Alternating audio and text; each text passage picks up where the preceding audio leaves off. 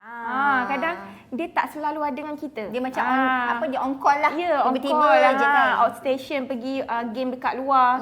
So tak silap Lini masa Lini nak deliver baby nombor 3. Okey. Masa tu dah nak dekat due date lah sebab Lini semua alhamdulillah anak normal. So kita even due date kita tak tahu, kadang-kadang terawal.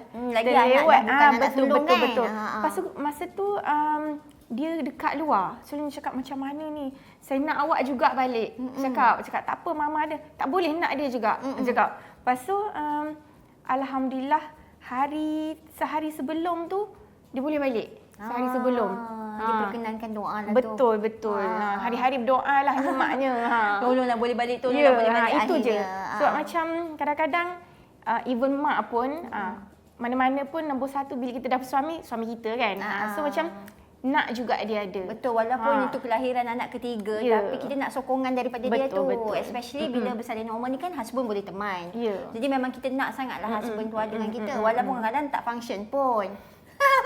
Tapi bila kita tengok je dia dapat pegang tangan dia, dapat cengkam tangan tu, dah cukup dah kan. Gitulah kan, rasa kuat lagi lah.